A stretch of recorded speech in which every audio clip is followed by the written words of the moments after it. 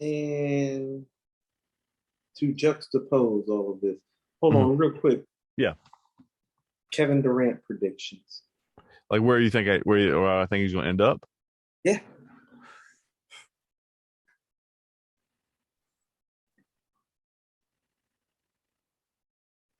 I don't want it to be LA, but I think probably LA.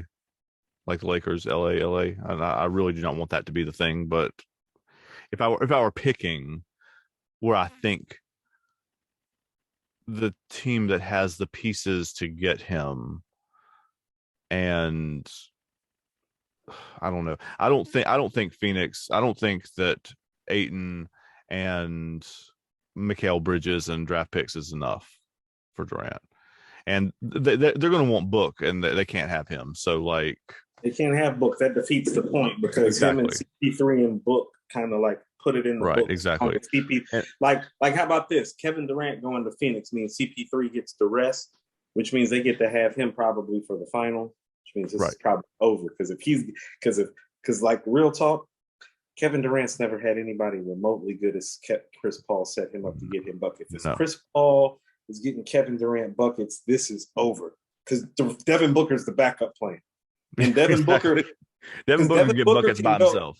well, because Devin Booker can go like Klay Thompson, Steph Curry type hot. Yep. He can. Yeah.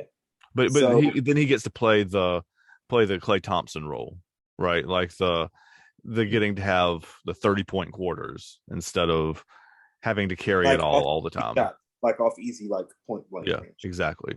Exactly. Um realistic To be really super clear, I don't want him in LA. I don't want him to be on the Lakers, but I would not be realistically shocked. realistically speaking, if I was the Lakers, I think the Kyrie thing is a smokescreen because I think really behind closed doors, they're offering Anthony Davis, Russell Westbrook, and whatever picks they have left to give for Kevin Durant. That would be the smart move. Mm-hmm. Like if they're smart, because literally, I mean, I don't really care who you put around LeBron and Kevin Durant, to be quite That's honest yeah, with you. It yeah. really doesn't matter now, does it? Not really, no. Not at all. Because there's absolutely, like, I don't care what anybody says. There's nothing that you can do about that. So if the Lakers are smart, they're putting AD and Russell Westbrook and whatever money they have to eat and draft picks together to do it. But realistically, what if I told you that you could get rid of either Jamal Murray or Michael Porter Jr. with another wing player and some draft picks, and they would give you Kevin Durant? How you feel about Kevin Durant playing next to Jokic and or Porter or Murray? If it's Murray, Jokic, and Durant, I think it's over too. That's a serious team. I don't know that Brooklyn does that, but like I think maybe if Porter's healthy, like they might have considered it. He's But had too many injury concerns because he like came in. I wouldn't. If I were Denver, if I was Brooklyn, I wouldn't be with all the other and with Ben Simmons crap, with all the other injury people being available and not crap that they've dealt with. I would want to find somebody, and the same deal with Zion too, right? I mean, you don't like the fully optimized version of Zion. Yeah, you do that deal, but we haven't seen that yet, and I don't know that we're going to for long periods of time anyway. I don't know. I mean, like, I don't. The problem, again, we had this conversation again offline, but like, the problem is that I don't know of very many places that could realistically make a trade for Kevin Durant that wouldn't like strip their team completely of the reason that he would want to go there to start with. So realistically, they need two all-star players back because Right. that's what they're asking for, or all-star caliber players. Or people who could be someday. Well, I hate to be the one to break it to you. Well, that puts him directly in California because there's only three teams that can offer that. And that's Golden State, the Lakers, and the Clippers. My original thought that I told you behind the Mm-hmm. scenes is still the best thing for Brooklyn, I think, Yeah. which is Paul George and Reggie Jackson and 3 first rounders for Kevin Durant. Because that gives you Kawhi Leonard and Kevin Durant and John Wall. And Whatever John he's Wall got and left. Kawhi, look, and John Wall and Kawhi Leonard together comparable to LeBron and KD being together. So same type of effect. Yep. If John Wall can give you 15 to 17 points and Kawhi is 90% of the player that he was before the injury, well, that equals LeBron. So, Yeah. At least LeBron at 37 or 38 or however old, like this version of LeBron. But all egos aside, like the Warriors have the most young players in draft capital to give them away. And if they were to have Kevin Durant truly for another 4 years, it's like, well, you can kind of hang the next 4 years up again. I mean, is it a? I mean, they're not going to. They wouldn't trade. I don't think they would trade Steph, Clay, or Draymond. Like those three, I think would be. I mean, I'm not arguing whether they should. I'm saying like I don't think they would. I mean, you can trade Wiggins, Wiseman, and Kuminga. Wiggins, Wiseman, Kuminga, and Poole. Yeah. And 2 first rounders, that'll do it, won't it? You'll pretty much have the championship team that you had. And that's the thing that Draymond said about this. Draymond said this like on his podcast and like other places too. Like when they asked him about Durant and like what the situation was when he left and stuff like that. And everything that I've ever heard about Kevin Durant from like behind the scenes stuff says that the guy just wants to play basketball. He doesn't want to deal with any of this other bullshit. He just wants to play He just wants to play basketball. And after a couple of years of dealing with Kyrie and all the extras, and especially now, right? But I mean, he dealt with Russ in Oklahoma City. He's dealt with stuff everywhere, or mostly. That's what I'm saying. There's not a lot of places he can go and just play basketball, though. And Golden State would be one of those places because they're going to be like asking Steph questions and asking Clay questions and Draymond's. So same thing. So he's in LA. That to me is his. And Draymond was saying some version of like I understood why he left, but I don't really like because this is like the optimal place for him, like where he can just play basketball and doesn't have to worry about any of this other shit. Like it's going down as the biggest mistake in hip hop history. Yeah. Like it's just. It is. It's going down as the biggest mistake in hip hop history. I mean, in sports history. I understood what you meant. Yeah.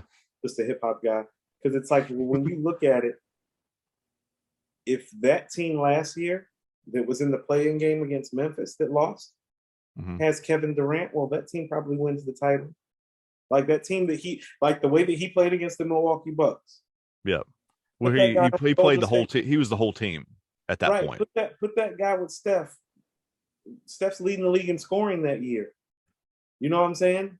Durant would have qualified as like they wouldn't have been in the play-in game to start with, obviously. They wouldn't have been in the play-in game to start with. They would have been like the second or the third seed probably. And it's like, give me those two guys, like the landscape of the season that year. It's like, yeah, So I think, man, ego and pride. Let's get to tonight's tonight. Yeah, man. Like, I mean, and that's what happened. That's what's happened to Kyrie 35 times too. Like he thinks. I don't want to say he thinks he's better than he is, but like he does. Like he is a great basketball player. He is not Kevin Durant. He's not. I'm very much beginning to question how good he is, because literally outside of him playing with the second greatest basketball player of all time, he's had virtually no success. Yeah. So it's like you can't even think about this. He's been playing with a top 10, 15-ish type player and not having all time. So it's like almost like well, hold on, how great are you if I have to put you with a top 5 all-time player before you will function and win? How great are you? How great is he? I mean, for real. Like to be, there's a difference between affecting winning and being able to, I mean, because he is smooth. Like he's an excellently gifted offensive basketball player. The Cleveland Cavaliers are in better shape since he's been gone. The Boston Celtics are in better shape since he has been gone. Kevin Durant was talked about as a top 10 player all time when he showed up to Brooklyn. And now we talk about him in the top 10 to 15, and he has totally wrecked this franchise. Did you hear what they were saying on the NBA today? I heard some of it. Kyrie, they were like pretty much, they're like, we're not saying everybody else in the building is blaming Kyrie, but they were like, but pretty much. That means KD Yeah. too. Yeah. Think about it. KD asked for a trade today. It's like you just wasted 3 years of a top 15 player's prime. Yeah. Because you The wanted question, to. the question is whether, because I've heard competing versions of this. Like the question is whether Durant asked out to get away from Kyrie, or whether he asked out because they didn't give Kyrie what he wanted, so they're both bouncing. Like, I think he's a ball player at heart, so he's looking at the landscape of his team, and he's like, well, if you're not giving me Kyrie guaranteed as a right hand, then I can't stay because we don't know what Ben Simmons looks like. We don't right. know what Joe Harris looks like coming back from injury. You get what I'm saying? Yeah. It's like I've already been here 3 years. I'm 34. I can't be the whole team. Right. Right. I mean, the basketball is different now. It's like this isn't like when we were like growing up. It's like, no, these guys are going to be viable because of how they take care of themselves and how they condition and how they train and what they don't put in their body. Yeah. Like you know, a lot of these guys that we love as Hall of Famers, they'll tell you, it's like, yeah, I used to go out, eat a steak, have 2 beers, smoke a cigar, stay up till 3 a.m. Yep, exactly. Have 2 girls, and then wake up after 2 hours of sleep and go and get, you know what I mean? It's like these guys aren't really like engaging like that. So these guys are sleeping in hyperbaric chambers and like oxygen. Right. They're doing different stuff.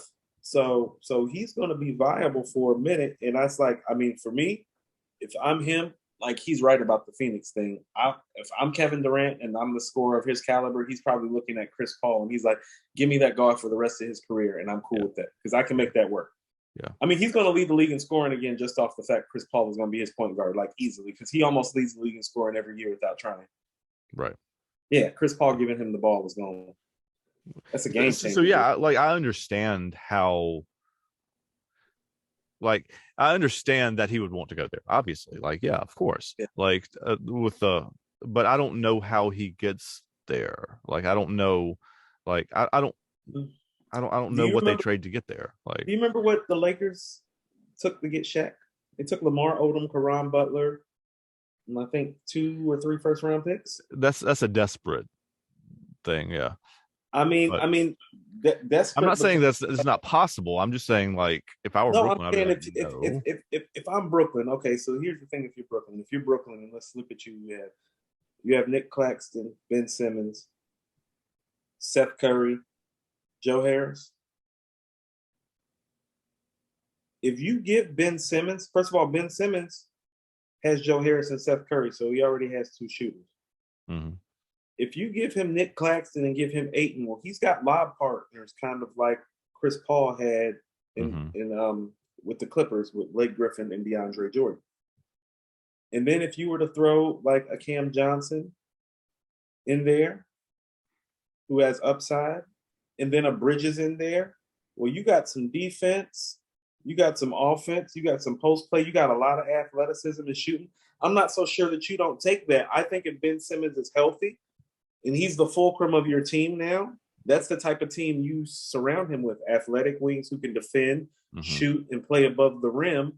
Phoenix does have those players because that's what Bridges and DeAndre and Cam would be. You take those 3 guys and 3 first-round picks, that's if you got Ben Simmons.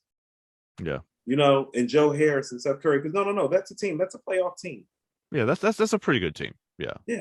Like that, I mean, even for the moves that the Hawks just made, I couldn't tell you that the Hawks would be better than Brooklyn with those players.